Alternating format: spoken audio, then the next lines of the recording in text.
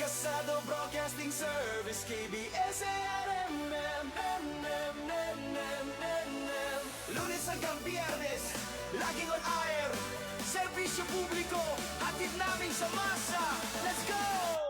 Let's go! Sa mic at sa camera, laging alerto. Kuya Alan Valenzuela Bordeos, CEO, boss ng kwento. Si Kuya Arnold Aceveda, namuko, program director. Gabay at patnubay, balita at impormasyon, walang palya. Protector, when Espino Lawson. News director, editor-in-chief. Issue ng lipunan natin sa tao, walang relief. Si Kuya Ben Aludo, prangkado, kay Kima ang handog. Kwento sa field, tapat at walang palusot. Kasado Broadcasting Service, KBS-ARMM, Diario, Radio, TV, hatid ang news. Serbisyo publiko sa bawat baryo at city.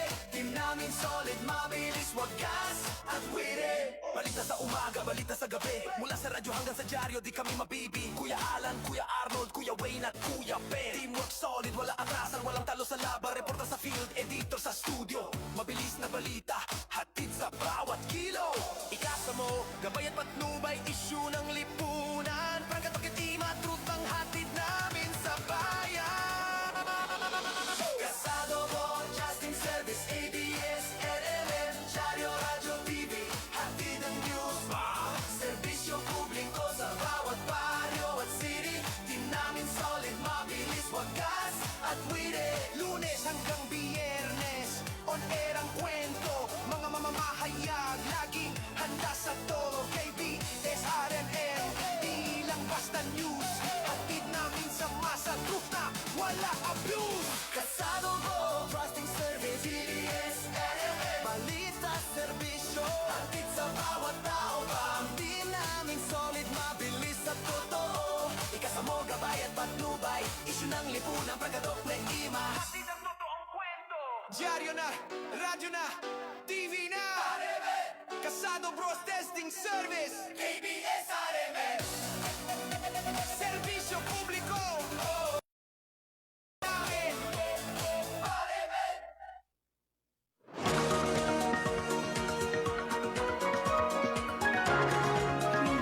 Habang mabigyan naman ang may 110 mga trabahador sa barangay ko.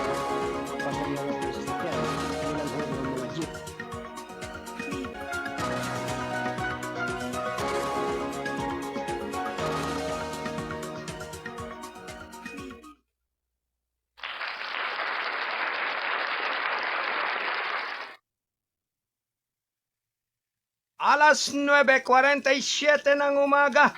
Ito'y hatid ng KBS-RMM News, Diario na TV pa.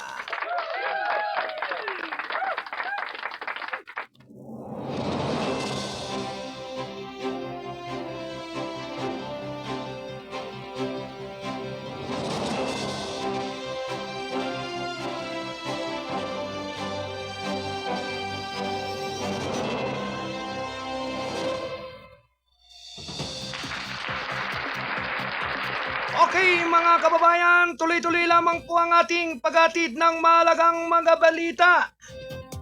Round 1. Ready, go! Bagamat nagkaroon po ng kaunting problema ang ating signal, ay tuloy-tuloy na pumuli ang ating paghahatid at pagsasayang papawid ng mahalagang mga balita at informasyon. Siyempre ang ating pong nakakasama rito ay ang ating bilang production assistant ay si Ate Del Rose Aldea Santos at Ate Rosemary Padiron.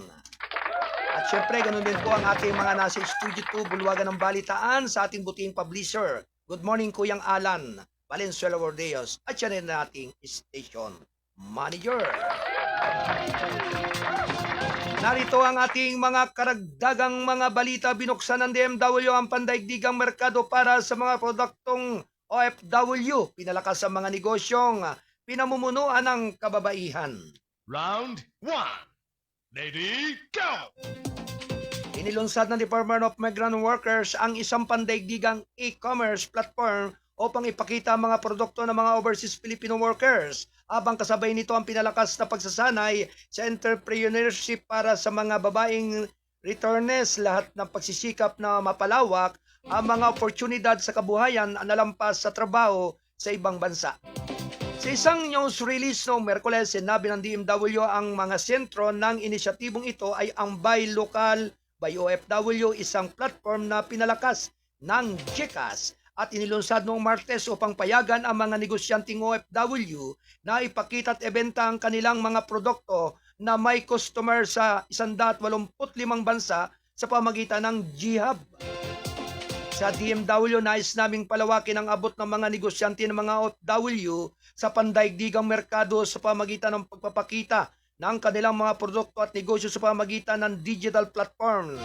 Sinabi pa rin ng DMW National Reintegration Center for OFW's Director Andrea Luisa Anolin sa paglulunsad sa Taguig City. Nagpapasalamat ang mga negosyanteng OFW na si Christian Pacon na ang kanyang asawa sa DMW sa suporta na aniyay nagbibigay ng daan upang mapanatili ang kabuhayan ng mga OFW kadulad nila dito sa bansa. Ang mag-asawang Facon ay nagtatag ng isang pinagsamang bukid noong taong 2018 matapos magtrabaho sa loob ng 11 taon sa Italia, na binago ang kanilang lupain sa isang sari-saring bukid na gumagawa ng mga pananim, hayop, manok at isda. Nagpapasalamat at masaya kami sa suporta sa aming mga negosyo na dahilan kung bakit nananatili na kami dito sa Pilipinas, sabi niya.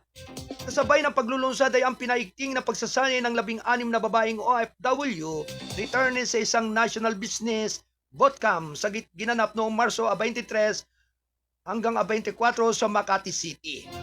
Ang mga kababaihang kalahok ay tinanghal ng nagwagi na likha ng Kababaihan 2026 Business Plan Competition na ginanap noong Pebrero. Ang likhang kababaihan ay dinisenyo para sa mga babaeng OFW returnees na nag-aalok ng isang plataporma hindi lamang upang bumuo at magpakita ng makabagong plano sa negosyo kundi pati na rin upang makatanggap ng seed capital na business mentorship. Ayon pa rin sa DMW, kasabay ng Balik Pinay Balik Hanap Buhay program, ang likhang kababaihan ay bahagi ng Livelihood Reintegration Program para sa mga babaeng OFW na nagbibigay ng suporta para sa kanilang economic reintegration, pagbibigay, kapangyarihan at pagsulong ng karapatan ng kababaihan. Ang pagsasanay ay sumasaklaw naman sa pagpaparehistro ng negosyo, pagsunod sa regulasyon sa paggawa sa pamahala at pananalapi at digital na pagbabago kung saan ang mga kalahok ay nilagyan ng technical na kaalaman na kinakailangan upang mapalaki ang kanilang mga negosyo.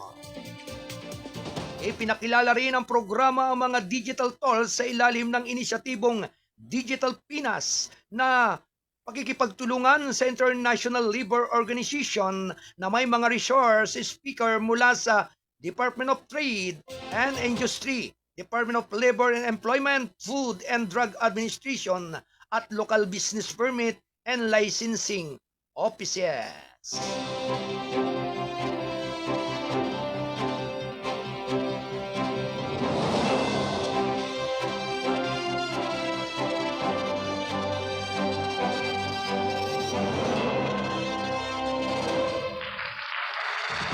Walong minuto bago magikasampu ng umaga.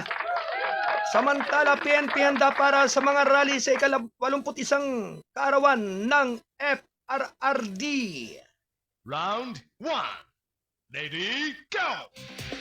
Samantala, sinimula na ng Philippine National Police ang paghahanda sa seguridad para sa posibleng mga protesta at rally bilang pagunita sa ika-81 kaarawan ni dating Pangulong Rodrigo Duterte sa Marso 28. Sa isang payag nitong Miyerkules, sinabi ni PNP Chief General Jose Melencio Nartatis Jr. na inatasan na niya ang mga hepe ng tanggapan ng pulisya at iba pang mga pinuno ng unit na ihanda ang pagdideploy ng mga pulis sa mga lugar na kung saan inaasahang gaganapin ang mga rally. Inilalagay namin ang batayan upang matiyak na ang mga pampublikong pagtitipon ay mananatiling maayos at ligtas.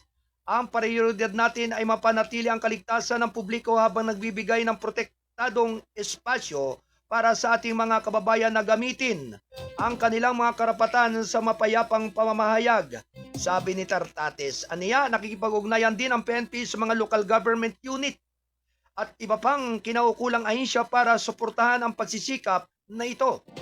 Iniyak niya na ang mga pagtatagapagpatupad ng batas ay makikipag-ugnayan naman sa mga organizer ng inaasahang mga rally bilang bahagi na maitatag na kasanayan ng dialogo sa pagitan ng pulisya at mga grupo na lipunang sibil sa malalaking demonstrasyon.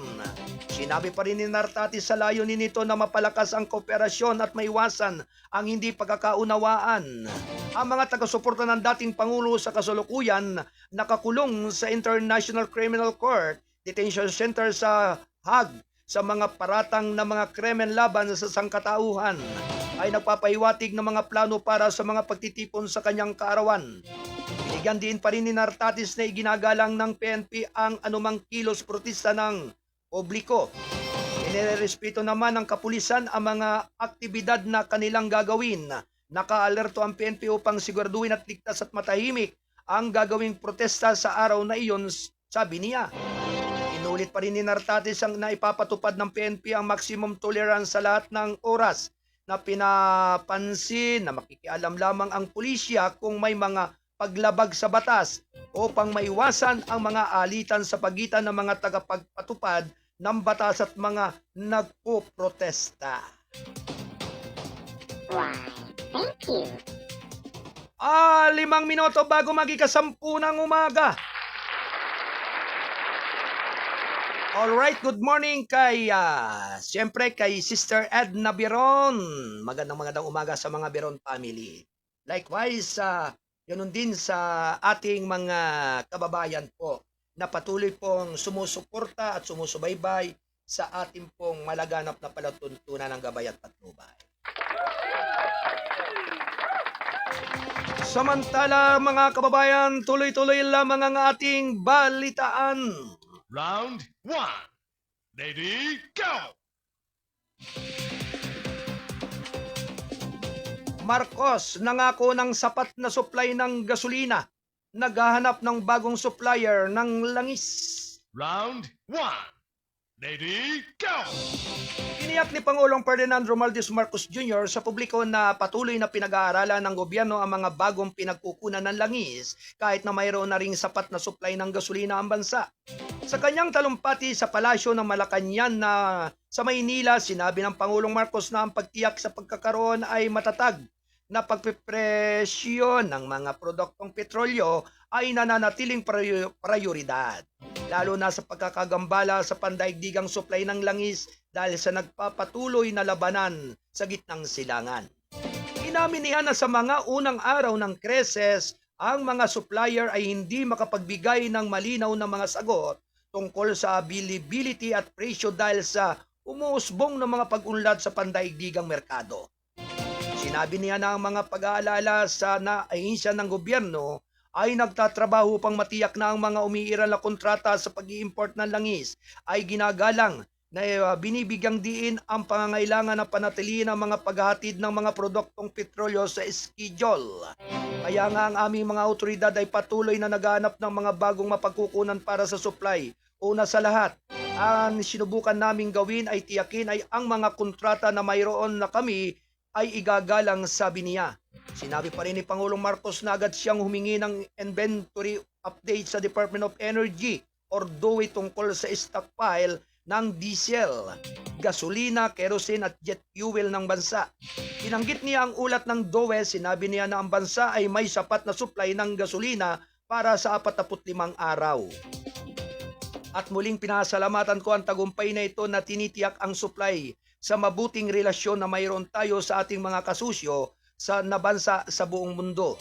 Sabi niya at kahit na hindi namin matiyak sa ngayon ng supply, maaari naming makatitiyak na hindi bababa sa 45 araw kami ay magiging maayos. Sinabi pa rin ng Pangulong Marcos na ang patuloy na koordinasyon sa mga supplier ay pagpapatupad na rin ng mga bagong mekanismo ng paghatid ay nakatulong sa pagpapatatag ng sitwasyon na nagpapahintulot sa mga pagpapadala ng gasolina ng magpatuloy. Idinagdag pa niya ng inatasan niya ang DOE na patuloy na mag-secure ng karagdagang mga mapagkukunan ng langis. Isinasaalang-alang ang kawalan ng katiyakan ng pandaigdigang merkado ng langis dahil sa mga pagkakagambala sa nakakaapekto sa mga rota ng supply mula sa gitnang silangan. Sinabi rin niya na ang gobyerno ay nagsasaliksik ng mga alternatibong mapagkukunan ng hindi apektado ng labanan sa gitnang silangan. At hindi lamang kami nagpunta sa mga supplier ng langis, sa mga traditional na supplier ng langis, sinubukan naming galugarin ang iba pang mga pinagkukunan ng hindi apektado ng giyera na nagpapatuloy sa gitnang silangan. Sabi pa rin ni Pangulong Marcos, and it would be early to say na may perpektong kontrata kami sa kanila. Pero sa palagay ko, sapat na sabihin na nagsisimula ng magbukas ang mga bagay-bagay. Bangamat hindi pa lubos na ginagarantiyan sa pangmatagalang supply, nagpahayag si Pangulong Marcos ng kumpiyansa na mananatiling matatag ang bansa sa maikling panahon. Inaasahan ng gobyerno, aniya, hindi lamang ang patuloy na paghahatid sa loob ng kasulukuyang 45 araw na window, kundi pati na rin ang patuloy na daloy ng petrolyo at mga kaugnayan na produkto na lampas sa panahong iyon. Alas 10 ng umaga. Alright, batiin po muna natin ng advance happy birthday, March 27, Maribeth Medinilla Lazaro. Pagbati mula kay sa kanyang Mr. Nestor Lazaro at mga anak. At kay Double L. Yan, mula kay sa ating chief reporter dyan sa Calabarzon, sa Cavite, Kuyang Lando Luto. Advance happy birthday! Yan, Maribeth Medinilla Lazaro. Pagbati po ay mula kay Double L at sa kanyang asawa ho na si Mr. Nestor Lazaro at mga anak. Ganap na alas 10:01 ng umaga, ito'y hatid ng Kasado Broadcasting Service, RMM News, Dyaryo na TV pa. Samantala, mahina hanggang katamtamang El Nino posibleng umunlad ngayong taon. Round 1. Lady, go!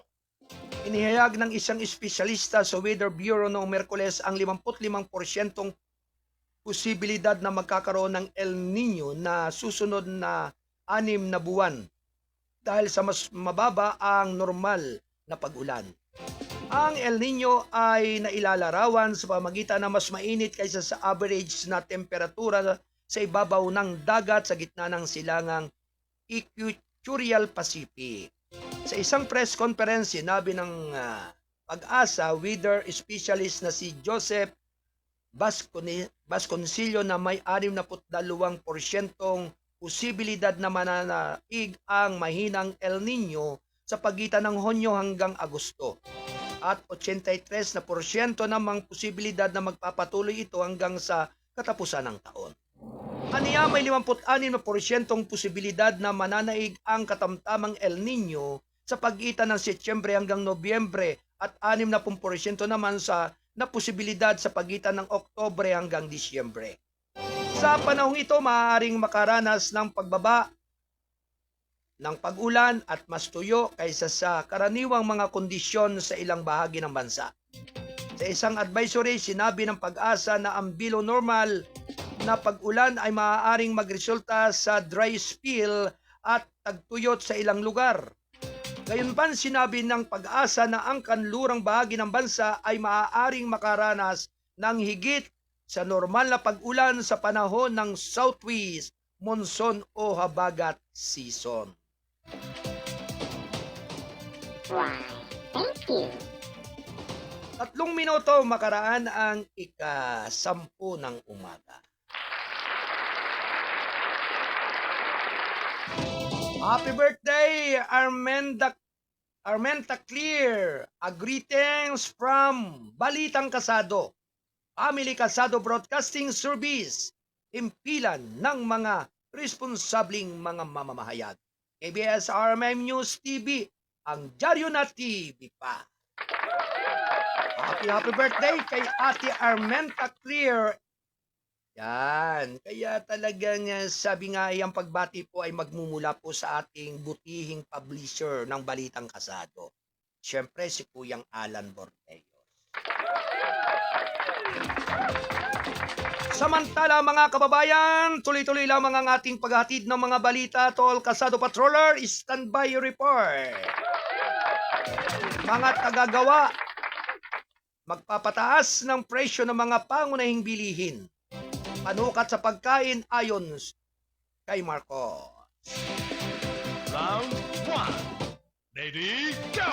Nangako ang mga tagagawa at hindi magtataas ng presyo ng mga pangunahing bilihin. Sa ngayon, sinabi ni Pangulong Ferdinand R. Marcos Jr. nitong Miyerkules habang kumikilos ang gobyerno upang mapigilan ang epekto ng pagtaas ng presyo ng langis sa buong mundo sa mga mamimili.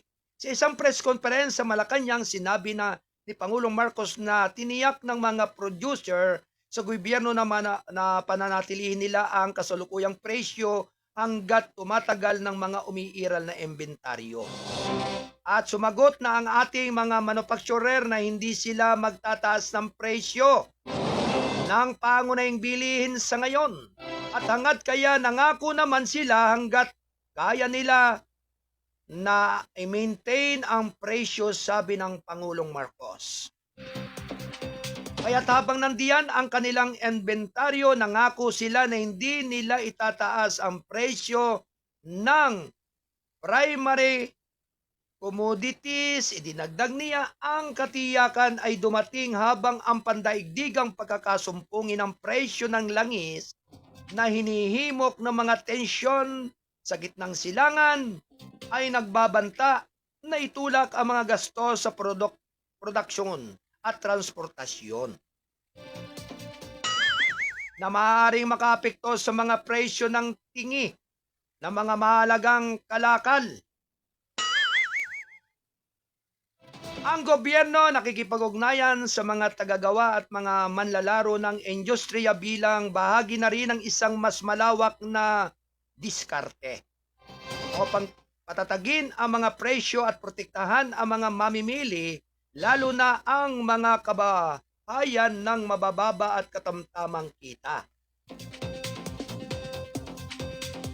Ang mga otoridad ay naglulunsad din ng mga komplementaryo hakbang kabilang na mga subsidiyo sa gasolina para sa mga pangunahing sektor. Pagpapalawak ng mga subsidized na programa sa pagkain at mga pagsisikap na mabawasan ang mga gastos sa logistic upang maiwasan ang mga pressure sa presyo mula sa pagkaskiding sa buong supply chain. Upang maibsan ang epekto nito sa mga mamimili, pinalawak ng pamahalaan ang mga programa sa pag-akses sa pagkain.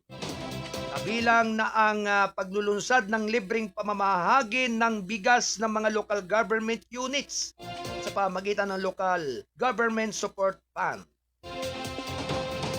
Ang programang ito ay nagbibigay tayo sa bawat LGU ng pundo at ang hinihingi lang namin sa kanila na minimum 50% ng LGSF fund na natatanggap nila ay gawing pambili ng bigas para may pamigay sa kanilang mga constituent. Sabi niya, maaari nilang gawin ng 100% o 100% ng bigas na nasa kanila yun. Ngunit kailangan at the minimum 50% doon sa natatanggap nilang pundo ay gagamitin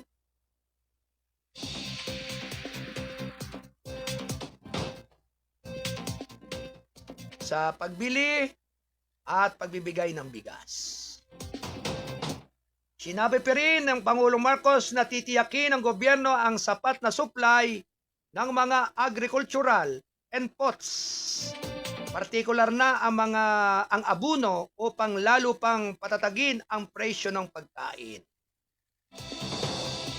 Pinabawasan ng gobyerno ang mga gastos sa logistic para sa mga produktong pag-agrikultura, kabilang na ang piso Roro, Terminal P at para sa mga sasakyang nagdadala ng mga produktong agrikultural. Why, thank you.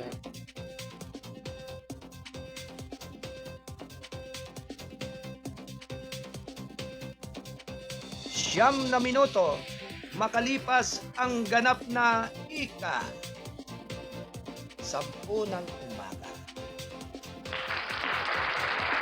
Noyatid ng balitang kasado ang pahayagang balansi at totoo. National News. Samantala, mga kababayan, tuloy-tuloy lamang po ang ating paghatid ng mga mahalagang mga balita. May pagulat ang ating mga kasado patroller na magmumula po sa iba't ibang dako ng ating kapuluan. Kaya sa mga oras pong ito sa ating mga kasado patroller, standby report, makaraan ng ilan nating mga paalaala.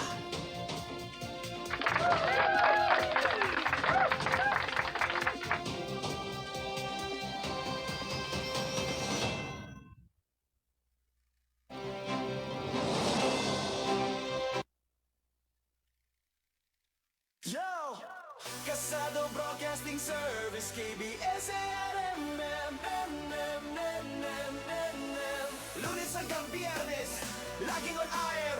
Serbisyo publiko, hatid namin sa masa. Let's go! Let's go! Sa mic at sa camera, laging alerto. Kuya Alan Valenzuela Bordeos, CEO, boss ng kwento. Si Kuya Arnold Aceveda, namuko, program director. Gabay at patnubay, balita at impormasyon, walang palya. Protector, when is Pino Lawson? News director, editor-in-chief. Issue ng lipunan natin sa tao, walang relief. Si Kuya Ben Aludo, prangkado, kay Kima ang handog. Kwento sa field, tapat at walang palusot. Kasado Broadcasting Service, KBS, RMM, Diario, Radio, TV, hatid ang news. Serbisyo publiko sa bawat baryo at city. Team namin solid, standby report. wagas at wiri. Balita sa umaga, balita sa gabi. Mula sa radyo hanggang sa diaryo, di kami mabibi. Kuya Alan, Kuya Arnold, Kuya Wayne at Kuya Ben. Teamwork solid, wala atrasan, walang talo sa laban. Reporter sa field, editor sa studio. Mabilis na balita, hatid sa bawat kilo. Ikasa mo, gabay at patnubay, issue ng lipunan. Prangkat pagkatima, truth ang hatid namin sa bayan. Kasado Broadcasting Service, ABS, RMN, Diario, Radio, TV, hatid ang news.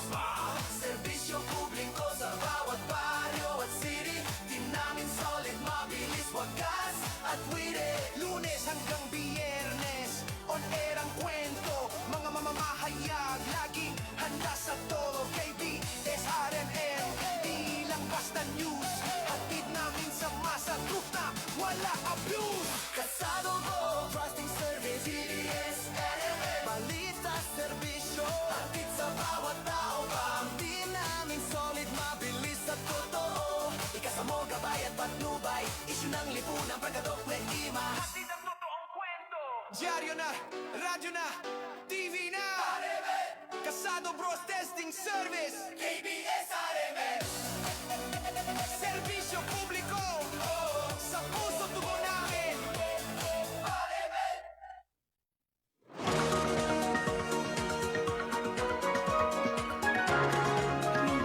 Habang mabigyan naman ang may 110 mga trabador sa barangay ko.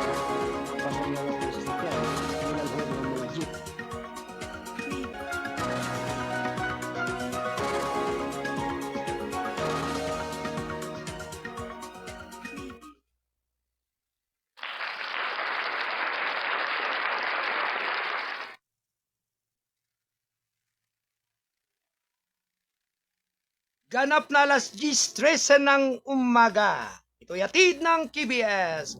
RMM News, Diario na TV pa. Good morning kay Brother Joel Mendoza ng Lungsod ng Calapan. Yan and family. Pagpalang umaga po sa lahat ng mga taga-lungsod ng Calapan sa panguna po ni Brother Joel Mendoza at kay Brother Ahina. Yan. Magandang umaga po sa inyong lahat at naway ang pagpapala ng ating dakilang lumikha ay laging sumabawat isa. ng lahat ng ating mga kababayan. Anyway, mga kababayan, mayroon pong pag-uulat. Tanggapin po natin ang magkakasusunod na pag-uulat ng ating mga Kalsado Patroller na naririyan po sa area at lugar ng Calabarzon area at Mega Manila. Unahin po muna natin ang ating Kalsado Patroller. Kalsado Patrol 25 mula po dyan sa area ng Calabarzon area. Naririyan po si Kuyang Landon Luto upang ihatid ang kanyang balita. Ito po mga kababayan ay may kinalaman po hinggil po dito sa Police Regional Director Brigadier General Hansel Maranan. Nananawagan ng mas matibay na ugnayan ng pulisya at media sa Calabarzon. Ang detalye po ay manggagaling po sa ating Kalsado Patrol 25. Stand by. Kalsado Patrol Report. Alright, Kuya Landon Luto ng Calabarzon area. Alright, good morning.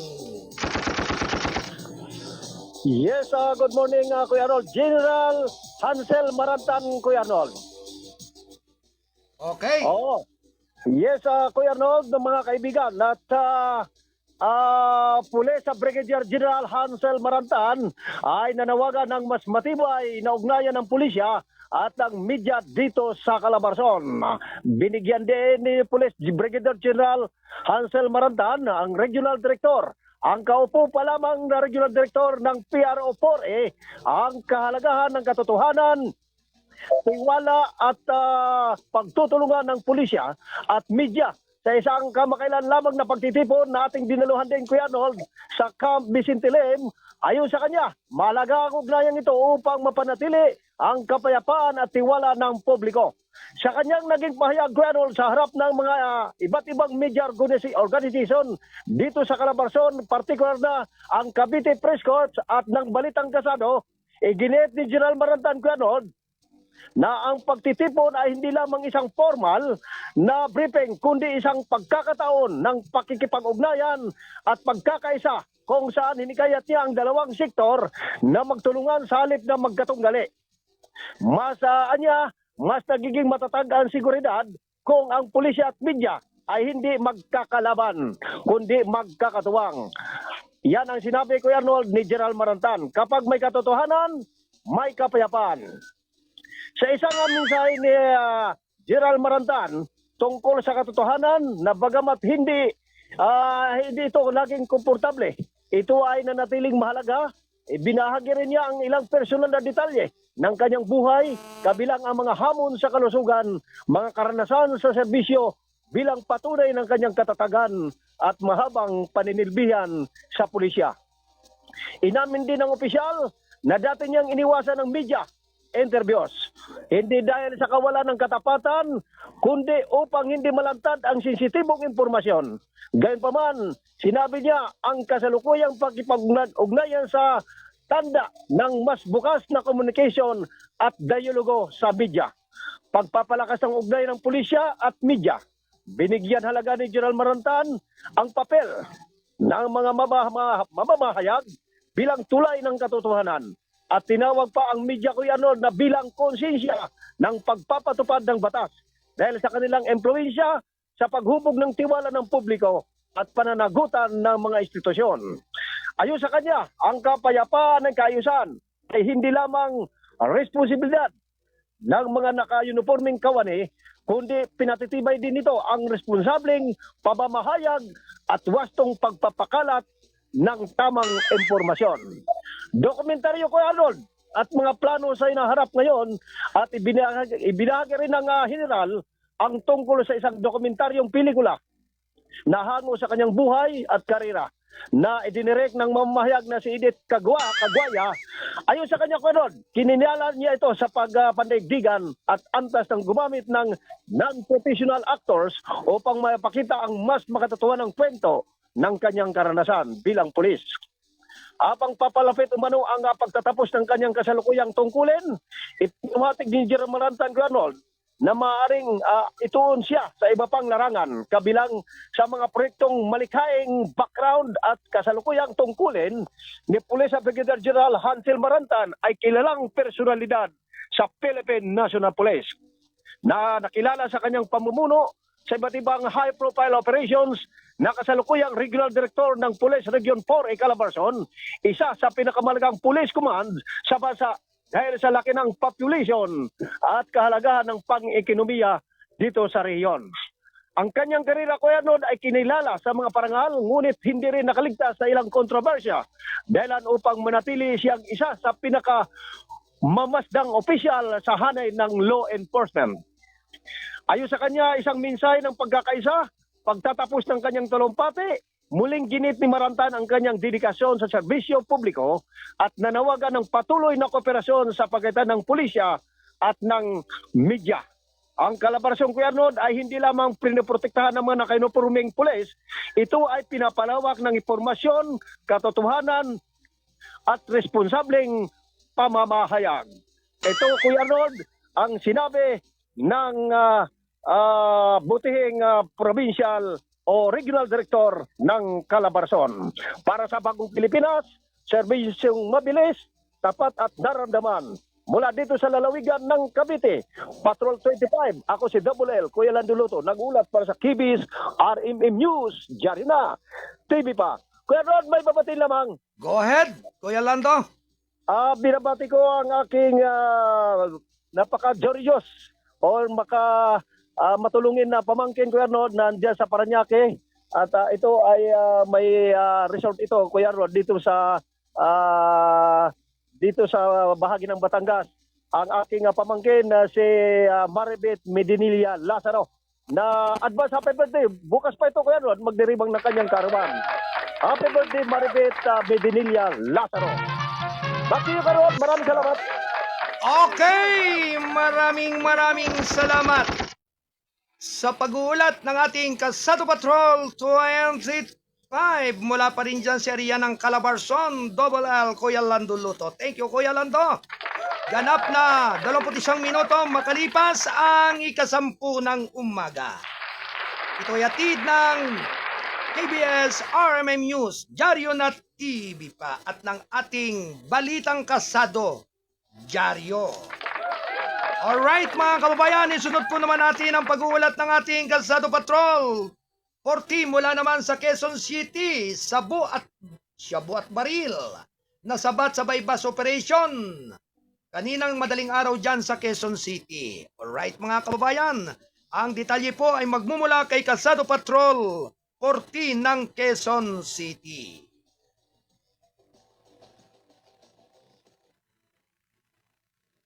Kalsado Patrol Report. Alright, Kuyang John Santusidad. Good morning. Kasama ko yan, Shabu at Baril, nasabat sa bypass operation kanina ng madaling araw ng mga Drug Enforcement Unit, Station 6, Batasan Hills, Quezon City. Sa pamumuno ni Police Captain Rap Nurin Portia, Chief SDO, sa pangasiwa pa rin ni Police Lieutenant Colonel Aljon Bilista, Station Commander. Nakilala ang mga suspect sina Marlon Salcido, 48 anyos, at ating nakulong dahil sangkot umano sa druga. At nagtrabaho bilang PUG driver at residente ng Barangay Comulot, Quezon City. Liberito Ramones, 35 anyos, nagtrabaho bilang PUG driver, residente rin ng Barangay Comulot, Quezon City. Nakumpiska ng mga operatiba mula sa mga suspect 5 pirasong plastic sasi ng hinalang sabo at isang 38 caliber pistol na may 3 piraso na bala at isang sling bag at 300 pesos bilang bypass money. Nangyari ang nasabing bypass operation sa area ng kabaan ng Commonwealth Avenue Barangay Comul, Quezon City. Ang mga suspect naharap sa kasong paglabag. Section 5 at Section 11, Article 2 at RE 9165 at illegal possession firearm. Mandatory witness, Barangay Kagawad, Elmer Guena. Barangay Opisyal of Barangay Community Quezon City. Mula sa Lungsod Quezon City, ako si John Santos Dad, Kasado Patrol 14 nag-uulat para sa TV Sari News, Radyo na TV pa. Balik siya kay Arnold. Alright, maraming salamat sa pag-ulat ng ating Kasado Patrol. 40 mula pa rin sa Quezon City. Mula kay Kuyang John Santusidad. Thank you, Kuyang John. Ganap na alas 10:24 ng umaga. Ito'y hatid ng Balitang Kasado. Ang pahayagang balansi at totoo. National Newspaper.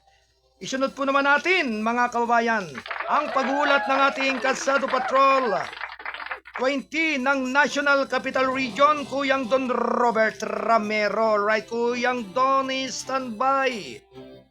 Report. Ito po mga kababayan ay may kinalaman naman po ang pag-uulat ng ating Kasado Patroller. Hinggil po dito sa... hinggil po dito sa dalawang senador duda sa pagsipa ng presyo ng petrolyo. Alright, ang detalye po niyan ay magmumula sa ating Kasado Patrol 20. Kasado Patrol Report.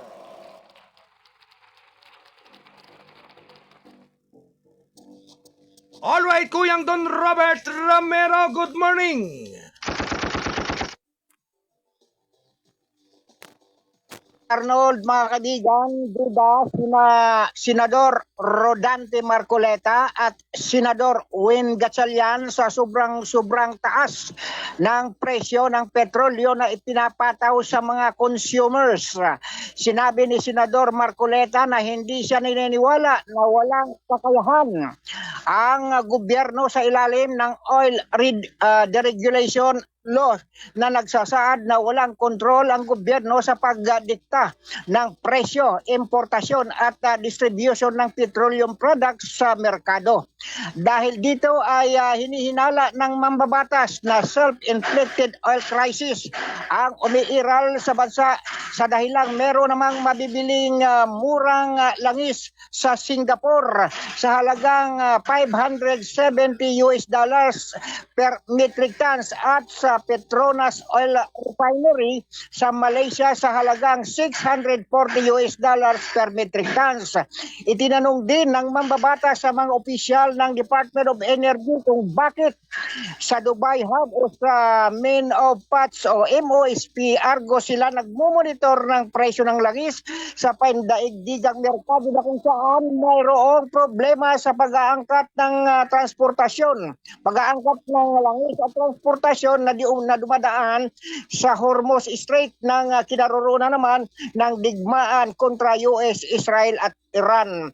Sinabi ni Senador Win Gatchalian na base sa computation ni Senador Marcoleta sa presyuhan ng langis sa bansa, ang 55 pesos per liter na ay tumalon sa 125 pesos kada litro na ipinapataw sa mga consumers na sobra-sobra na pwede naman palang makialam ang Department of Energy sa price ceiling. Gayunpaman ay nilagdaan ni Pangulong Ferdinand Marcos Jr. ang Republic Act 12016 na nagbibigay kapangyarihan sa presidente na suspindihin o bawasan ang excise tax sa presyo ng produktong petrolyo. Bukod sa RA 12016 ay nilagdaan din ng presidente ang Executive Order 110 na atas sa DOA na maaaring mag-take over sa operation ng mga industries sa panahon ng State of National Energy Emergency kapag may makasirang dahilan na pangangailangan ng publiko na at maglatag din ang pulisya para mabawasan ang impact sa patuloy na pagsikat ng presyo ng gasolina. Mula sa National Capital Region, Don Robert nag-uulat para sa RMN News. Yarina, Pilipino. Alright, maraming salamat sa pagulat ng ating Kalsado Patrol 20 mula sa National Capital Region. Kuyang Don Robert Romero, thank you Kuyang Don. Inihatid na ang oras ay 29 na minuto makalipas ang ikasampu ng umaga. Ito'y hatid ng KBS RMN News, Diaryo na TV pa. Tunguhin po naman natin ang pag-uulat ng ating Kalsado Patrol 1 mula sa Buluwagan ng Balitaan ng ating publisher, Kuyang Alan Bordeos. Kailangan ng kagyat na batas dahil tumaas ang bilang ng mga pagbubuntis ng mga batang babae na may edad 10 hanggang 14 na taon. Yan, ang detalye po ay malalaman po natin sa ating Kalsado Patrol 1 sa ating station manager, Kuyang Alan. Good morning! Yes, Kuya Arnold, magandang umaga sa iyo at sa ating mga tagapakinig. Nanawagan nga si Commission on Population and Development, Information Management and Communication Division Chief Mylene Mirasol Kiray nitong Merkulis na agad na may pasa ang panukalang batas na tumatalakay sa pagbubuntis ng mga kabataan dahil sa pagtaas ng kaso ng mga batang babae 10 hanggang 14 na taong gulang. Talagang nararapat na ipasa na natin itong Adolescent Pregnancy Prevention Bill para sa inyong National Program on Reducing Adolescent Pregnancy, lalo na sa very young adolescents ages 10 to 14 ay mas mapalakas. Sabi ni Kiray sa panayam ng Bagong Pilipinas ngayon sa PTV2. Binigyan din niya ng pangangailangan maipasa ang panukalang batas na binanggit ang bagong datos ng Philippine Statistics Authority o ang PSA na nagpapakita ng 8% pagtaas sa mga kapanganakan sa mga batang babae na may edad 10 hanggang 14. Kailangan din po mas malakas pa sa inyong social protection program for adolescents, mothers, and their children. Mapapalakas ang preventive program natin katulad ng reproductive health education kapag po nagpapasa ang bill na ito. Anya, sinabi ni Kiray na pababahala ang CPD sa pagtaas ng pagbubuntis sa mga 10 hanggang 14 na taong gulang mula sa 3,343 noong 2023 hanggang 3,612 noong 2024. Sinabi niya na ang kawalan ng isang komprehensibo at institusyon na balangkas ay naglilimita sa kakayahan ng gobyerno na ganap na matugunan ang isyu, lalo na sa mga pinakabata at pinakamahina. Sinabi ng CPD na ang mga pagbubuntis sa pangkat ng edad na ito ay maaaring maghiwatid ng pag-abuso dahil ang edad ng sexual na pahintulot sa Pilipinas ay 16 na taong gulang lang. Lagi po natin sinasabi sa CPD, ang pag-start po ng discussion is really protection, child protection talaga from abuse to lalo na. So, if less than 16 ka ng anak, so ibig sabihin, it might abuse or there is an abuse. There was an involved because of the age sexual consent. Dagdag pa niya. Ang panukalang batas ay naglalayon magbibigay ng isang koordinadong pambansang tugon ng pamamagitan ng pag-institutionalize ng komprehensibong edukasyon sa kalusugan reproduktibo, pagpapalawak ng mga serbisyong pangkalusugan na pagkakaibangan sa kabataan at pagpapalakas ng proteksyon panlipunan para sa mga batang ina at kanilang mga anak. Titiyakin din ito na ang mga batang lalaki at babae ay nagkakatanggap ng siyentipikong tumpak at naangkot sa edad na impormasyong alinsunod sa pamantayan ng kagawaran ng edukasyon at kagawaran ng kalusugan habang ginagawang mas madaling maiksi at hindi mapagdusdahan ang serbisyong pangkalusugan. Sinabi ni Claray na ang panukalang ito ay mahalaga rin sa pagtutugon sa mga kakulangan ng mga kamalayan dahil maliit na porsyento lamang ng mga magulang na Pilipino ang nag-uusap tungkol sa sexual na kalusugan sa kanilang mga anak na nag-iwan ng maraming mga kabataan na umaasa sa mga hindi maaasahang mapagkukunan tulad ng social media. Habang sinusuportahan ng CPD ang mga pagsisikap na mapabilis ang panukalang batas, kabilang ang mga hakbang upang i-harmonize ang iba't ibang bersyon ng panukala upang mapabilis ang pagpasa. Tiniyak niya na ang mga umiiral na programa ay nasa lugar, kabilang ang isang interagency technical working group sa mga kinaukulang ahensya ng gobyerno na naglalayong tugunan ang pagbubuntis ng mga kabataan. Inaprobahan ng House of Representatives ang sarili nitong version o ang House Bill 1819 ng Adolescent Pregnancy Prevention Bill noong 2023 habang ang Senado ay hindi pa naipasa ang sarili nitong version na Senate Bill 1979. Mula dito sa Studio 2 ng Balitang Pasado, ako si Kuya Alan Bordios na bulat sa KBS, Arimin News, Diaryo na TV pa. Alright, maraming salamat sa pag-uulat ng ating Kalsado Patrol Uno mula sa ating Studio 2. Uwagan ang balitaan ni Kuyang Alan Bordeos. Thank you, Kuyang Alan. Inihatid na ang oras ay 35 minuto makaraan ang ika-10 ng umaga.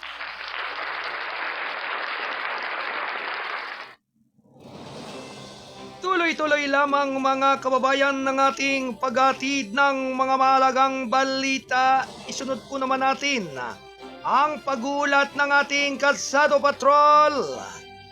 25, nagbabalik si Double L upang ihatid ang balita. Facts and figure report. Payo sa mga motorista ngayong Holy Week. Mga nawawalang lisensya pwedeng gamitin sa krimen, lahat ng iyan sa buong detalye ni Kalsado Patrol 25. Alright, Kalsado Patrol 25 is standby. Report.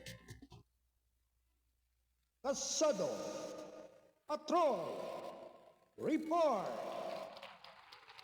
Alright mga kababayan, nasa linya ang ating Kalsado Patrol 25 ng Calabarzon area, si Double L. Alright, Kuya Lando Luto. Good morning. Salamat ka, Kuya Arnold, sa aking sinuwalat ngayon ng Council for the Welfare of Children or CWC na karamihan sa mga nakakabuntis sa mga adolescent girls sa bansa ay mga matatandang lalaki, Kuya Arnold. Bata ito sa pinakahuling datos at pagsusuri sa lumalalang kaso ng teen pregnancy dito sa Pilipinas. Ayon sa CWC, bagamat may malaking papel ang kahirapan sa maagang pakipagrelasyon o pagsasama ng mga kabataan, malagang tingnan ang usapin ng child protection dahil sa maraming kaso ang kinasasangkutan ng mga adult. Batay sa datos ng Philippine Statistics Authority o PSA, umabot na sa 1,338, 697 ang natalang live births mula sa mga inang may edad 10 hanggang 19 noong 2024. Mas nakakabahala ngayon ang pagtaas ng bilang ng mga nanganganak na wala pang 15 taong gulang, Kuya Rod, na umakyat sa 3,612 noong 2024 mula sa 3,343 ngayon 2026, Kuya Rod. Palala ng palala, Kuya Rod, at paalala rin ng ahensya sa ilalim ng batas ang pakipagtalik sa sinumang mas bata sa edad 16 taong gulang ay tinuturing na statutory rape dahil sa 16 ang tinakdang age of sexual consent dito sa ating bansa. Ganito man, may tinatawag na close age exemptions sa batas kung saan walang pananagutang kriminal kung ang karelasyon ng mga minor de edad ay hindi lalampas sa 3 taon ang tanda. Basta napatunayan ito ay konsensual at walang pang-aabuso o pananamantala. Ayon sa CWC, patuloy sila ang makipagtulungan sa Commission on Population and Development upang palakasin ang mga programa sa kamalayan, proteksyon sa mga bata at mga hakbang upang mapababa ang bilang ng mga kabataang nasasabak sa maagang pagbubuntis at pagiging magulang. Mula pa rin dito sa lalawigan ng Cavite, Patrol 25. Ako si Double L, Kuya Lando Luto, nag-ulat para sa KBS RMM News. Diaryo na, TV pa. Maraming salamat. Back to you, Garno. Alright, maraming salamat sa paghatid ng balita ng ating Kasado Patrol 25 mula pa rin po dyan sa area ng Calabarzon area sa Cavite. Thank you, Kuya Lando. Inihatid na ang oras ay 39 na minuto makalipas ang ganap na ikasampu ng umaga. Narito pa rin mga kababayan ng ating mga karagdagang mga balita.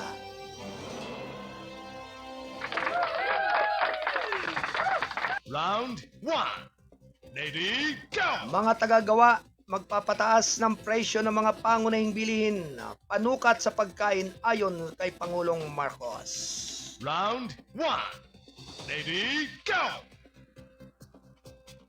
Nangako ang mga tagagawa na hindi magtataas ang presyo ang mga pangunahing bilihin sa ngayon, sinabi ng Pangulong Ferdinand Marcos Jr. nitong Merkoles habang kumikilos ang gobyerno upang mapigilan ang epekto ng pagtaas ng presyo ng langis sa buong mundo sa mga mamimili. Sa isang press conference sa Malacanang, sinabi ng Pangulong Marcos na tiyak na ang mga producer ng gobyerno o sa gobyerno na panatili nila ang kasalukuyang presyo hanggat tumatagal ang mga umiiral na inventaryo. At sumagot na ang ating mga manufacturer na hindi sila magtataas ng presyo ng pangunahing bilihin ngayon at hanggat kaya, nangangako naman sila hanggat kaya nila na ma-maintain ang presyo, sabi ng Pangulo. Round 1. Ready, go! Thank you.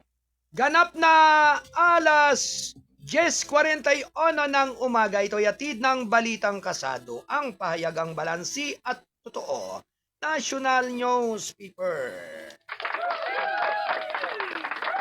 Samantala mga kababayan, tuloy-tuloy lamang ang ating mga karagdagang mga balita.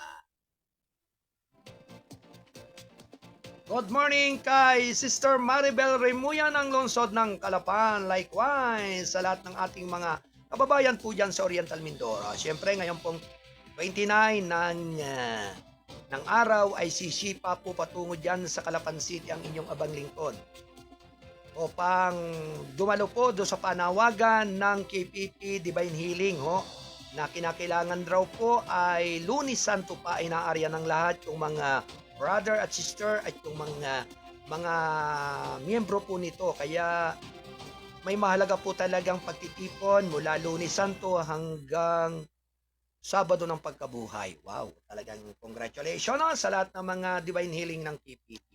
Yan po ay sa patuloy po nakasipagan at nagiging mapagkapwa at makatao ng ating butihing Brother Ansel Arroyo.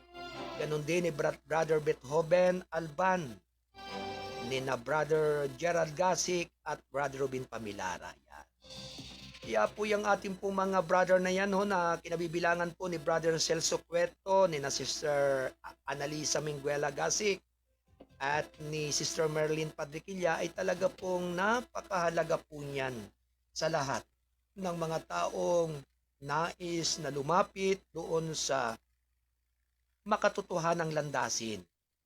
Patungo nga po sa mga may sakit, sa may mga malalalim at malalaking mga problema na kinakailangan pong i-counseling ng kanilang pamunuan at ng kanilang mga tagapagpatupad po nito. Kaya nagpapasalamat po ako kahit po ang inyong Kuyang Arnold ay talagang umaasa po sa kanilang lahat na talagang sila ay walang sawang naglilingkod at nagsiservisyo sa ating may mga karamdaman. Oh, kaya talagang ako po ay natutuwa kahit siyempre ang inyo pong Kuyang Arnold ay biktima rin po ng mild stroke sa nakalipas pong taon noong 2024. Tinamaan po ng mild stroke ang inyong Kuyang Arnold, kaya hanggang sa ngayon po ay iniinda pa po natin sa ating kalusugan. Kaya talagang mahirap man pong gawin o isipin, ay talagang yan po ang nagiging karaniwan po na sakit kapag sobrang nai-stress po ang isang tao o nadidepress. Lalo na po doon sa mga sunod-sunod na mga pangyayari sa kapaligiran po natin, sa ating mga kalugar, lalo na po kapag ikaw ay napagkakaisahan na sabi nga'y asarin. At yan talaga ang uso po sa panahong ito, kung alin yung matuwid ay talaga pong pinipilit baluktutin ng mga nasa paligid. Kaya tanging ang may kapal po lamang ang siyang higit na nakababatid po niyan sa bawat isa. Kaya yung po mga tao po na may pinagdaraanan po ng mga mabibigat na pagsubok, ay sikapin po ninyo na yung dumarating sa inyong buhay ay kayanin po ninyong dalahin at ipagtiwala po ninyo sa ating mahal na Panginoon ang lahat-lahat. Sapagkat wika nga'y kung ikaw man ay naaargabyado, huwag lamang ikaw ang maargabyado o mang-argabyado. Okay lang na ikaw ang maargabyado. Yun nga, sabi nga po, ang pagpapakumbaba ay lagi pong may nakalaang indulhensya na malaki dyan ang ating dakilang may kapal. Pero yung ikaw ang mapagmataas at ikaw yung nang-aapi ng iyong kapwa, lahat po yan ay nakarehistro para pagdusahan at pagdaanan yung matinding karma. Naniniwala po ba kayo sa karma? Oho. Kaya sabi nga po, depende po iyan kung talagang ikaw ay may nagawang malaking kasalanan sa iyong kapwa. Yan po yung sa biglang salita ay karma. Pero ang matindi pong kalaban dyan ay yung usig ng inyong konsensya. Kaya sa mga tao po na mahilig manuya, mang-alipusta at manira ng kanyang kapwa, nako, ika nga'y hindi po mabuting gawain yan.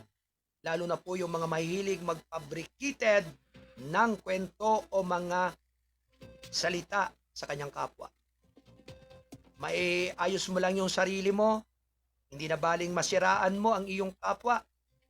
Gayong pa man naman yung sinisiraan mo ay mabuti pala isa sa doon sa ginagawa mo. Kaya talagang mawalang galang po doon sa mga taong mahilig sa ganyang klase. Kaya nagiging magulo po ang ating lipunan dahil nga po din sa mga ganyang klase ng inyong pag-uugali na inyong ipinakikita yung kagaspangan sa inyong kapwa. Kaya kadalasan po ang mga nagagamit po ng mga taong ganyan, karamihan po sa atin pong mga nai-intercept at atin pong nalalaman base nga po sa mga komento po ng ating mga nakikinig. At nanonood dito sa ating palatuntunan, ang karamihan po ang mga gumagamit ng mga influencer. Kaya mahirap po sa ating pong mga minamahal na mga kababayan, lalo-lalo po doon sa mga taong mahilig gumawa ng mga sariling kwento, sariling pag-iimbento ng kung ano-ano mang mga ikakakasira ng kanyang kapwa. Kaya ipinababatid lamang po natin hindi habang panahon ay pwede pong manatili ang kasinungalingan kahit saan. Dumarating pong oras na kapag dumating na ang lahat ng kasinungalingan at kalihiman ay nabubunyag sa publiko. Kaya tabing galang naman po doon sa mga may mga panunungkulan o nanunungkulan. Marami po sa inyo ang ginagamit ninyo ang kabataan doon sa mga kawalangyaan na mga gawain, natututong maging lapastangan sa mga nakatatanda dahil lang sa sarili ninyong interes at mapanira ng inyong kapwa. Sana naman po ay pakalimiin po ninyo at pagkabatirin yung pong mga ginagawa ninyo na pakitang tao at pakitang gilas na kunwari ikaw ay matino at mabait, yung pala sa kabila ng lahat noon ay kabaliktaran. Kaya kawawa naman po yung mga taong inyong inaargabyado at kinakawawa ninyo, samantalang kayo ay napakarami na mga nagsasabuatan at nagdudugtong-dugtong sa mga kwento na maaaring ikasira ng inyong kapwa. Kaya ba ng inyong kalooban ang ganon? Kaya ba ng inyong konsensya ang kayo ay mapanira na sa halip na kayo ay magkaisa at magkasundo sa mabuting gawain at layunin, aba inggit pa rin ang pinapairal sa sarili. Halos parang ayaw pasapaw, parang ayaw na madugtungan yung kanyang katalinuhan at kagalingan. Hindi naman po habang panahon na ikaw ay laging magaling at marunong.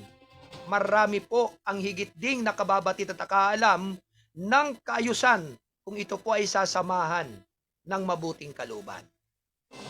Anyway, sa ating pong may mga komento po nito, ang tangi lamang po nating masasabi, ipagpasa Diyos po ninyo ang lahat, ang mahalaga po'y hindi ikaw ang gumagawa nito. Darating po ang panahon na ang mga taong mahilig mangangkin ng hindi kanyang karunungan at ng kanyang nagawa, yan po yung mga taong walang silbi sa lipunan. Kung hindi ang makapangwasak ng magandang pagsasama-sama at ng komunidad ng katipunan ng mga mamamayan. Kaya sana naman po sa lahat po ng mga taong mahilig na mapanira, aba itigilan nyo na po yan dahil kasi hindi yan po ang kailangan ng ating lipunan, ng ating komunidad at ng ating sambayanan.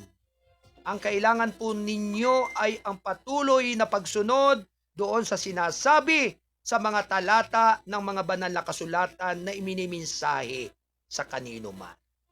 Kung ikaw ay may takot at may pananalig sa Diyos, aba ay isipin mo munang mabuti yung iyong mga sinasabi bago ka magsalita ng ibang mga wika o salita na mapanghusga sa inyong kapwa. Alam po yan ng ating dakilang may kapal kung yung sinasabi mo at ginagawa mo ay makatotohanan o yan po ay lalong makapagpapalubog sa iyo at makapagpapatupok ng iyong kaluluwa sa pagdating ng panahon. Kung sa bagay, kung alin po yung masama, ang siya po ngayong mabuti. Kung alin yung nagsisinungaling, ang siyang higit po na pinaniniwalaan sa panahong ito. Kaya marami po yung mga nag-aalsa at nagre-rebelde dahil nga po dyan sa ganyang mga maling trato. Kaya sana naman po ay sumunod po naman ang mga higit na kinakailangang sumunod doon sa sinasabit ipinapangaral ng ating batas ng Republika ng Pilipinas at ganoon din po sa batas ng ating banal na kasulatan.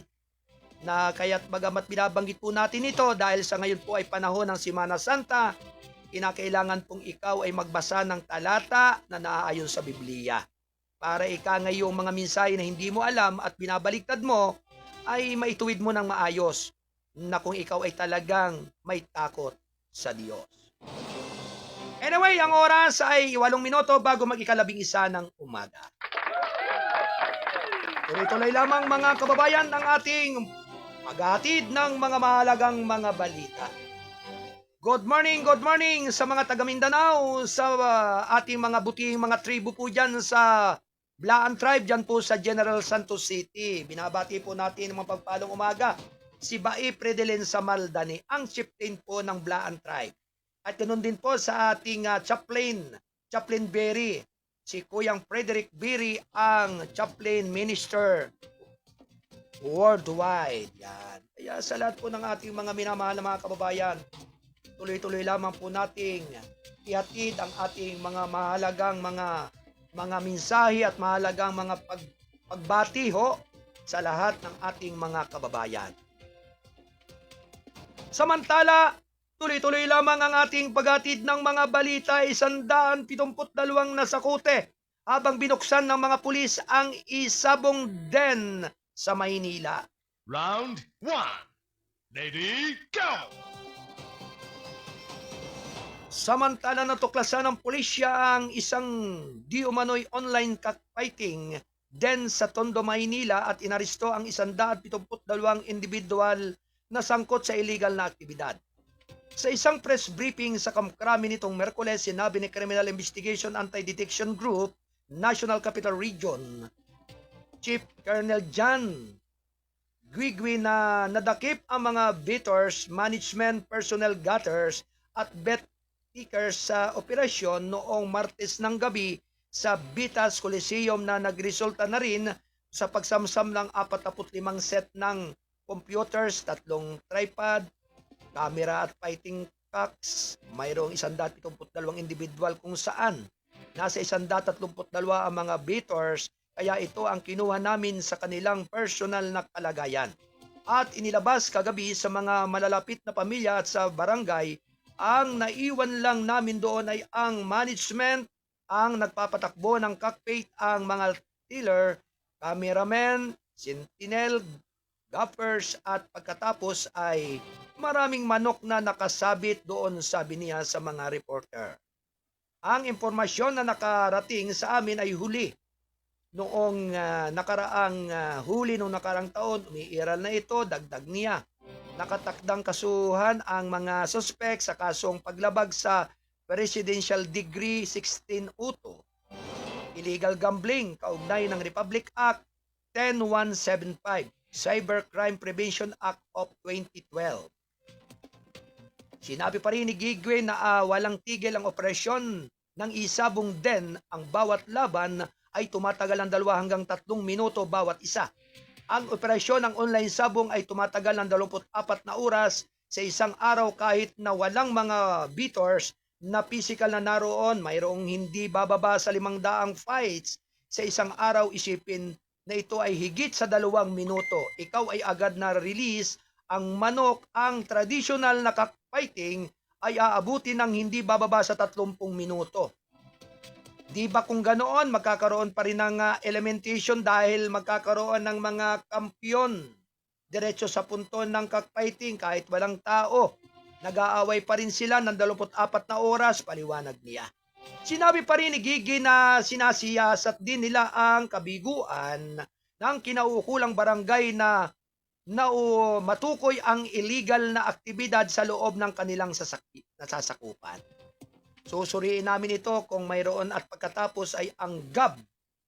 Kung titingnan nila ang mga lisensya o kaukulang dokumento upang mapatakbo ito kung kinakailangan. Ang mga hakbang sa pagdidisiplina, kailangan ba nilang itigil ito, kaya nakikipag-ugnayan kami sa GAB at sa aming legal team kung paano namin ito haharapin. Dahil isipin ang 500 laban sa isang araw, sabi niya. Sinabi niya na ang mga beater ay nagpupos ng kanilang mga taya sa isang length na tinatawag na sabong VIP mula sa 100 piso hanggang 1,000 piso bawat isa. Sa kabila ng napakaraming ebidensya, itinanggi pa rin ng management staff ang online sabong operations hanggang sa mapakita ng mga video ang mga operatiba ng CIDG bilang patunay. Ang bawat cockfight ay nagbubunga ng hindi bababa sa 300,000 piso sa mga taya. Ang mismong likas na katangian ng cockfight ay questionably, kaya naman inaresto namin ang mga management staff dahil imposibleng hindi nila alam ang tungkol dito, sabi ni Guigui. Sinabi pa rin ni Guigui na pinag-aaralan din nila ang posibilidad na magkaroon ng isang maimpluwensyang tao sa likod ng mga operasyon ng isabong. Tinitingnan namin iyan, hindi namin isinasaalang-alang ang posibilidad na sinabi ng aming direktor na mas malalim ang pagsisiyasat niya upang makita kung sino ang mga tagapagtanggol, kung sino ang mga tao sa likod ng online sabong niya. Sinabi pa rin ni Guigui na sa balak din nilang itap ang Anti-Money Laundering Council upang malaman kung ang mga ari-arian na nakuha mula sa isabong ay maaaring i-sequestered ng gobyerno. Ang Executive Order 9 na nilagdaan ni Pangulong Ferdinand Romualdez Marcos Jr. noong Disyembre noong taong 2022 ay nag-uutos naman sa patuloy na pagsisuspende ng operasyon ng isabong sa buong bansa. Samantala, sinabi ni Giagui na inaristo ng mga operatiba ng CIDG noong Marso 19 ang dalawang suspect na sangkot sa pagbibinta ng ninakaw na racing pigeons na nagkakahalaga ng 2.1 milyong piso sa Batangas. Ang operasyon ay nag-ugat sa pag-angkin ng isang complainant na ang dalawa sa kanyang mga racing pigeon ay opisyal nang ipinasok at pinakawalan ng Gumaca, Quezon para sa competition noong Marso 1 at inaasahang babalik sa kanilang home laps sa Parañaque City sa parihong araw. Gayunman nabigo ang dalawang kalapati na makabalik sa kanilang home lap dahil sa kanilang paglipad na abala sila at nahuli ng mga lambateros sa isang lugar sa Mindoro. Noong Marso 8, ang dalawang kalapati ay inalok para ibenta sa pamagitan ng Facebook sa halagang 25,000 pesos bawat isa na natulak sa nagreklamo na humingi ng tulong sa pulisya na humantong naman sa mga operasyon ng pagpapatupad ng batas sa Taal, Batangas, kung saan matatagpuan ng mga kalapati at ipinakita para ebenta. Sinabi ni Giagi na ang mga Why, thank you. Alas 11 ng umaga. Ito ay hatid ng balitang kasado ang pahayagang balansi at totoo. National Newspaper. Hello, good morning. Magandang umaga po kay Ate Alena Oclaris. Good morning sa Oclaris family. Welcome this program. Samantala mga kababayan, tuloy-tuloy lamang ang ating paghahatid ng mahalagang balita. Hinarang ng BUC ang 105 milyong pisong shabu sa Naiaklar. Round 1. Ready, go! Na-intercept ng customs authorities ang mahigit 105 milyong halaga ng shabu sa magkaiwalay na insidente sa Ninoy Aquino International Airport at Clark, Pampanga. Sa isang balita noong Miyerkules, sinabi ng Bureau of Customs na isang pasahero ng Malaysia ang naplag matapos makita ang mga kahinahinalang imahe sa X-ray screening ng kanyang bagay sa NAIA Terminal 1 noong Marso 20.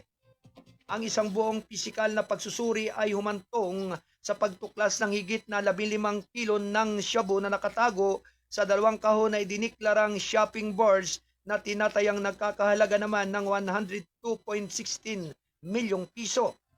Agad nadatakay pampasahero at isinuko sa Philippine Drug Enforcement Agency or PDEA kasama ang mga nakumpiskang illegal na sangkap para sa inquest proceedings. Sasampahan ang kasong paglabag sa Comprehensive Dangerous Drug Act of 2002 at Custom Modernization and Tariff Act. Ang kasong paglabag sa Comprehensive Dangerous Drug Act of 2002 at Custom Modernization and Tariff Act. Samantala, pinigilan naman ng BUC Port of Clark ang pagpasok sa isang shabu shipment na tinatayang nagkakahalaga naman ng 3.53 milyong piso. Sinabi ng Bureau na ang illegal na droga ay nakatago sa isang motor filter sa loob ng isang parsela na nagmula sa Zambia at patungong Cavite. Sa inspeksyon at tuklasan ng mga autoridad sa loob ng filter cylinder, ang 5 hugis parihaba na lalagyan ng papel na gawa sa carbon paper at nakasikyur sa loob ng metal mesh. Sa karagdagang pagsusuri na tuklasan ang 5 sachet na naglalaman ng puting kristal ng sangkap na pinaghihinalaang shabu.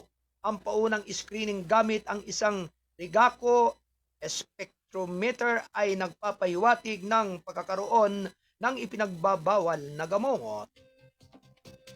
Ang kasunod na pagsusuri sa laboratorio ay nakumpirma na ang sangkap ay shabu.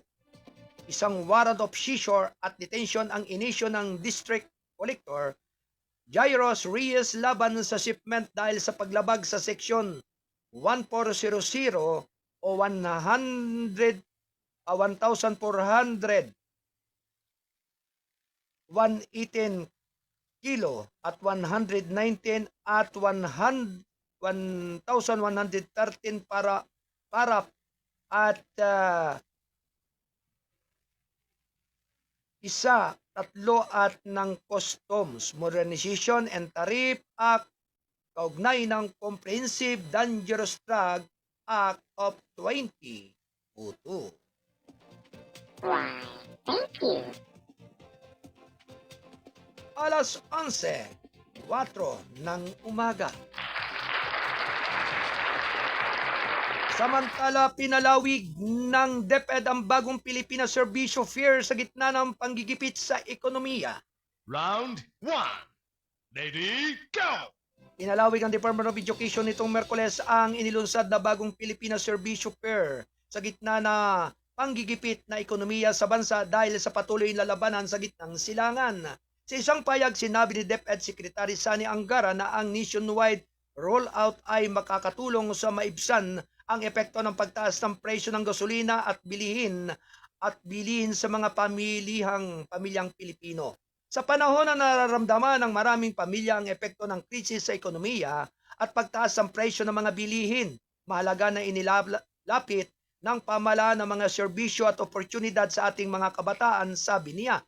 Hangad ng DepEd sa pagkikipagtulungan ng Department of Labor and Employment na ilunsad ang BPSF sa dalawang paaralan sa bawat rehiyon upang mapalakas ang employability ng mga pagtatapos ng senior high school at alternative learning system sa mga pampublikong paaralan. Ito ay ang ALS.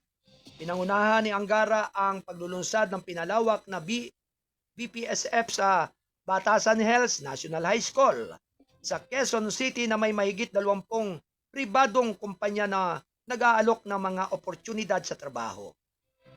Nagbigay din ang BPSF ang serbisyo ng gobyerno para sa mga pagtapos ng SHS at ALS para sa kanilang pre-employment requirements, kabilang na ang Police Clearance, National Bureau of Investigation Clearance at PhilHealth Registration, bukod sa iba pa. Batay na rin sa ulat ng DepEd, 1,428 graduates ang nakapag-abil ng libreng government clearance at iba pang serbisyo. May daang learners ang natanggap on the spot sa mga piling pilot areas. Naitala ang mga ito sa 9 na paaralan sa Metro Manila, Sorsogon, Talisay City at Cebu at Panabo City sa Davao del Norte. Why, thank you. 7 minuto makaraan ang 11 ng umaga. DepEd susulong ang Sustainable Infra Agenda sa ngayong 2026 Asian Summit. Round 1. Lady, go!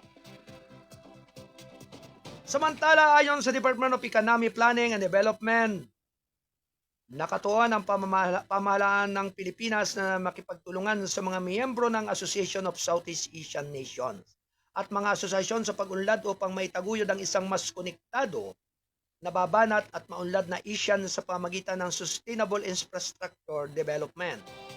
Ginawa ito ni DepEd Undersecretary at AXI Chairperson Joseph Capuno sa Asian Committee on Sustainable Infrastructure meeting na ginanap noong Marso 12 sa Philippine International Convention Center sa Pasay City. Sa isang payag noong Merkoles, sinabi ng DepEd na nilalayo nitong gamitin ang pagkapangulo ng bansa sa 2026 Asian Summit upang isulong ang Sustainable Infrastructure Agenda. Malaki ang papel na ginagampanan ng AXI sa pagsulong ng kooperasyon panrehiyon sa sustainable infrastruktura. Ayon sa DepEd, nakatuon ang PICC meeting sa Sustainable Infrastructure Action Plan 2026 hanggang 2030. Dumalo sa pulong ang mga delegasyon mula sa Laos, Malaysia, Myanmar, Singapore, Timor-Leste, Vietnam at Asian Secretariat. Dumalo sa pulong ang mga pinuno ng delegasyon mula sa Brunei, Cambodia, Indonesia at Thailand. Dumalo rin ang mga panlabas na kasusyo ng ASEAN kabilang ng Asian Infrastructure Investment Bank, European Union, Sumitomo Mitsui Banking Corporation at UN Habitat. Kinilala ang papel na ginagampanan ng napapanatiling infrastruktura na nagpapahusay ng koneksyon sa rehiyon. Nilalayo ng SIAP na palawakin ang network ng napapanatiling infrastruktura sa mga bansang kasapi ng ASEAN. Layunin ng pananaw na ito ang palakasin ang pagiging mapagkompetensya sa ekonomiya, palakasin ang integrasyon ng rehiyon, itaguyod ang katatagan at mapabuti ang buhay ng mga tao. Sa klawang 6 na estratehikong hakbang, ang SIAP ay mag-aangkla ng mga pagkikipagtulungan at pagkikipagsusyo sa rehiyon upang matagumpay na makamit ang layunin ng pagtugon sa kasalukuyan at umuusbong sa mga uso sa infrastruktura. Ang SIAP ay nakahanay sa Asian Connectivity Strategic Plan. Pinagtitibay noong 2025, binalangkas ng ECSP ang pangmatagalang pangitain ng rehiyon na palakasin ang physical, institutional at people-to-people connectivity bilang suporta sa Asian Community Vision 2045. Ipinahayag ni Kapuno ang suporta sa panukalang multi-year program on enhancing sustainable infrastructure development and cooperation sa ASEAN na naglalayong bumuo ng mas malakas na pagkikipagsusyo sa mga panlabas na kasusyo upang tuloy ang agwat sa pagitan ng pagpaplano at pagpapatupad ng ginagawang nasasalat na resulta ang layunin ng pagkakakonekta. Why, thank you. Samantala mga kababayan, tuloy-tuloy lamang ang ating balitaan alas 11:11 ng umaga. 44.17 bilyong piso inilabas para mapabilis ang mga proyekto sa subway at release ng Metro Manila. Round 1. Lady, go! Ipinag-utos ni Pangulong Ferdinand R. Marcos Jr. ang paglabas ng 44.17 bilyong piso upang mapabilis ang implementasyon ng Metro Manila Subway Project Phase 1 at North-South Commuter Railway System. Ang halaga ay inilabas sa Department of Transportation matapos aprobahan ni Department of Budget and Management Acting Secretary Rolando Toledo ang dalawang Special Allotment Release Orders noong Marso 23. Sa isang pahayag noong Merkules, sinabi ni DBM na ang naaprobahang budget ay sumasaklaw sa mga critical na kinakailangan na kita ng pautang upang matiyak ang mga timeline ng construction ay mananatiling nasa tamang landas at ang monumentum ay napapanatili. Ang 44.17 milyong piso ay nagmumula sa unprogrammed appropriation sa ilalim ng 2026 General Appropriation Act, particular para sa support to foreign assisted projects. Sinabi ng DBM na ang SFAPs ay magsisilbing mekanismo upang matiyak ang walang hadlang na pagpapatupad ng mga proyektong pang-infrastruktura upang natugunan ang mga kinakailangan sa pagpupundo. Nasa 21.28 bilyong piso mula sa 44.17 bilyong piso ang pundo sa NSCR system at MMSP Phase 1 na pinunduhan naman ng Japan International Cooperation Agency, habang ang natitirang 22.88 bilyong piso ay susuportahan ang NSCR system sa ilalim ng kasunduan na pautang nito sa Asian Development Bank. Kapag nakumpleto, inaasahang mababawasan ang MMSP at NSCR ang oras ng paglalakbay. Iti-congest ang mga pangunahing koridor at magbigay ng mas ligtas, mas mahusay na kadaliang kumilos para sa milyong-milyong araw-araw na commuter. Binigyan din ni Toledo na ang paglabag sa budget ay magbibigay diin sa pangako ng administrasyon na gawing agaran at nasasalat sa benepisyo para sa publiko ang mga pamumuhunan sa infrastruktura. Ito ang mga proyektong ilang dekada naghihintay ng mga Pilipino.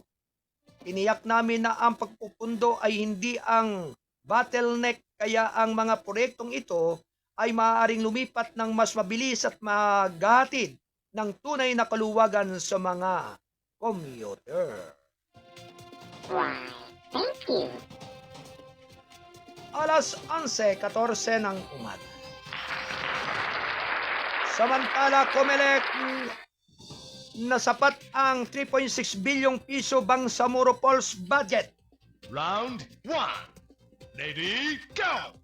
Umaasa ang Komisyon on Election na sapat na ang 3.6 bilyong pisong budget para sa kauna-unahang Bangsamoro Parliamentary Election o BPE sa gitna ng tensyon sa Middle East. Hopefully, if there is an adjustment based on current events, the Bangsamoro standby amount will be enough, sabi ni Comelec Chairperson George Erwin Garcia.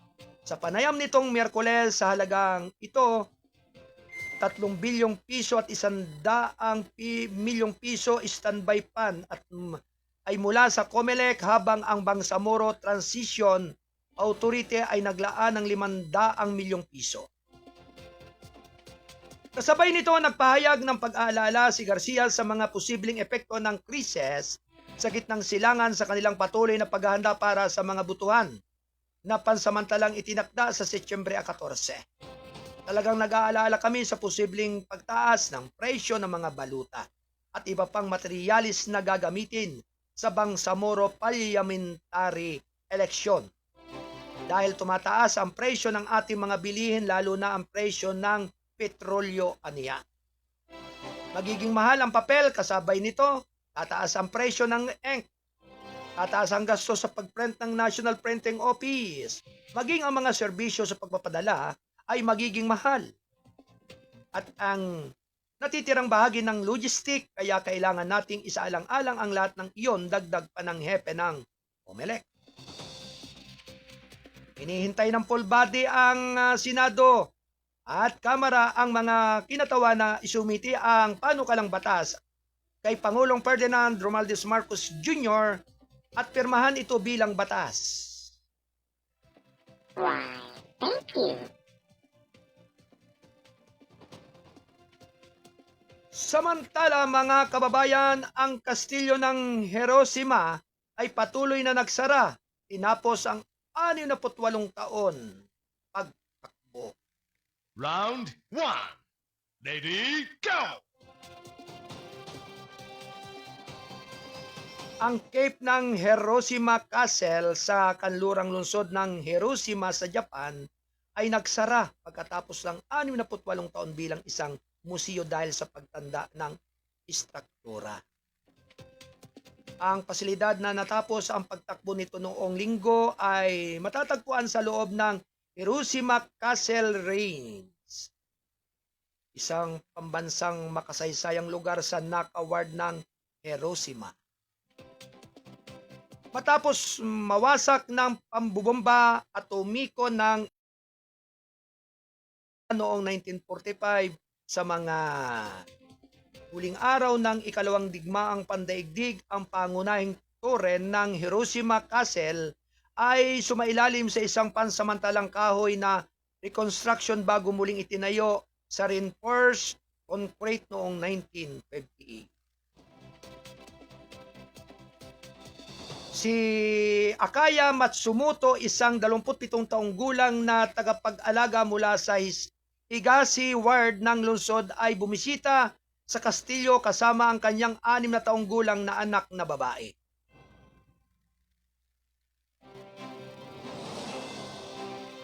Gusto kong maranasan na niya ang kasaysayan ng Hiroshima Castle, sabi niya, at idinagdag na mamimiss niya ang pagpasok sa loob. Si Yuji Yamagata, isang 66 taong gulang na self-employed na bisita mula sa lungsod ng Kurishiki sa Okayama Prefecture sa nakapitbahay ng Hiroshima, ay nagsabi malugod kong tinatanggap ang pagpapanumbalik sa kahoy. Isinaalang-alang ng lungsod ang muling pagtayo ng Cape and Wood at plano na magpasya sa isang diskarte sa pag-unlad sa loob ng 5 o higit pang mga taon. Umaasa ako na ang panatilihin ay mananatili sa alaala ng mga tao bilang isang kwento ng pinasa. Sa iba't ibang henerasyon, sabi ni Akihiko Omura, pinuno ng pasilidad sa seremonya ng pagsasara noong linggo. Why, thank you. Yan ang kabuuang mga balita mula sa ating buluwagan ng Balitaan Studio 2. Mula po sa kinaroroonan ng ating publisher, Kuyang Alan Valenzuela Bordeos.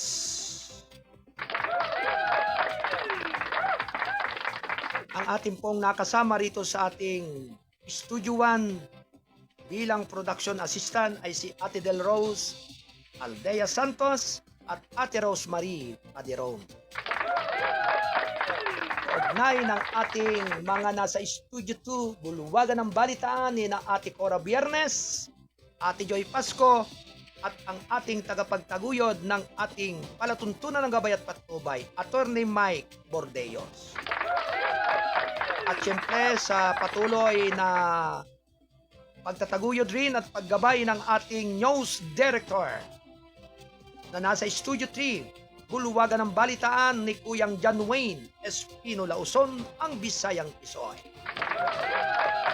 At syempre ganun din ang ating editor-in-chief, ang ating PRO ng Region 3, si Kuyang Stephen Sabati Aludo.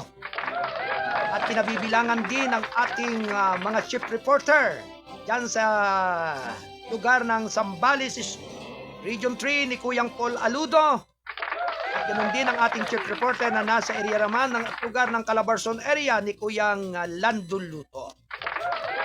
Maraming salamat po sa inyong patuloy na paghatid ng mahalagang mga balita. Magandang umaga sa lahat ng ating mga kolumnista at writer ng ating Balitang Kasado. Ang dyaryo na TV pa. Ito po ay sa patuloy na pagsusumikap ng ating butihing publisher, ng ating gwapong-gwapo at maginoo, maunawain na si Kuyang Alan Bordeos. At syempre sa lahat po ng ating mga suki na mga taga-subaybay at nakikinig araw-araw, buong Luzon, Visayas at Mindanao, particular na rin po dyan sa ibayong dagat, sa iba't ibang dako ng mundo hanggang sa naabot ng ating palatuntunan, ng ating pag-broadcast. Maraming salamat po sa lahat ng ating mga tagapakinig at taga-subaybay. Mulit-muli, ang inyong abang lingkod ay pansamantala magpapaalam at muling magbabalik sa araw ng bukas, araw ng Biyernes, ganap na 8 hanggang 10 ng umaga. Ang pagtatanghal po natin ng ating palatuntunan ng gabay at patnubay ay Lunes hanggang Biyernes, official time. Alas 8 hanggang alas 10. Anyway, sa lahat ng ating mga tagapakinig, sumainyo nawa ang pagpapala ng ating dakilang lumikha. Adios, babalos, amigos! Bye-bye!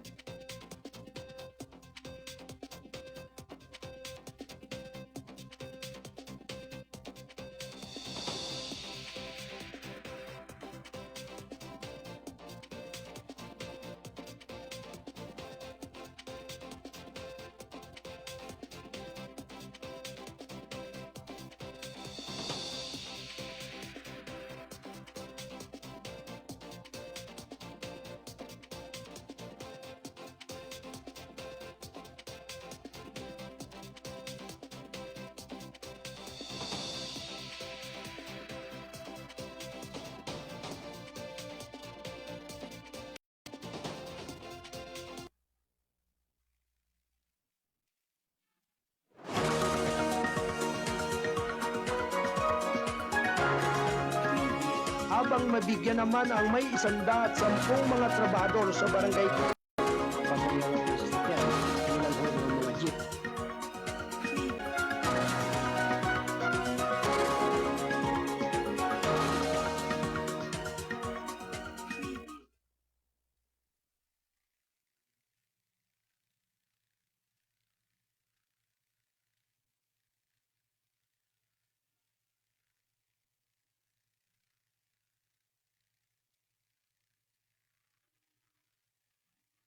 Yo!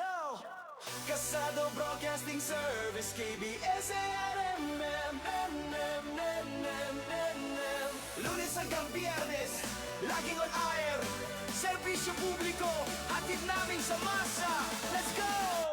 Let's go! Sa mic at sa camera, laging alerto. Kuya Alan Valenzuela Bordeos, CEO, boss ng kwento. Si Kuya Arnold Aceveda, namuko, program director. Gabay at patnubay, balita at impormasyon, walang palya, protector. When it's Pino Lawson, news director, editor-in-chief. Issue ng lipunan natin sa tao, walang relief. Si Kuya Ben Aludo, prangkado, kikima ang handog. Kwento sa field, tapat at walang palusot. Kasado Broadcasting Service, KBS-RMM, Diaryo, Radyo, TV, hatid ang news. Serbisyo publiko sa bawat baryo at sire. Team namin solid, mabilis, wagas at wire. Balita sa umaga, balita sa gabi. Mula sa radyo hanggang sa dyaryo, di kami mabibi. Kuya Alan, Kuya Arnold, Kuya Wayne at Kuya Ben. Teamwork solid, wala atrasan, walang talo sa laban. Reporta sa field, editor sa studio. Mabilis na balita, hatid sa bawat kilo. Ikasa mo, gabay at patnubay, issue ng lipunan. Prangkat pakitima, truth ang hatid namin sa bayan. Kasado Broadcasting Service, ABS-RMM, Diaryo, Radyo, TV, hatid ang news. Serbisyo publiko sa bawat baryo at city. Team namin solid, mabilis, wagas at wire. Lunes hanggang Biyernes, on air ang kwento. Mga mamamahayag, laging handa sa todo. KBS-RMM, di lang basta news. Hatid namin sa masa, truth na wala abuse. Kasado Broadcasting Service, KBS-RMM, balita, serbisyo, hatid sa bawat tao. Ang team namin solid, mabilis at totoo. Ikasamo, gabay at patnubay, issue ng lipunan, prangkadok na ima. Hatid ang totoong kwento. Diaryo na, radyo na, TV na. Kasado Broadcasting Service, KBS-RMM. Serbisyo publiko, sa puso tugon namin.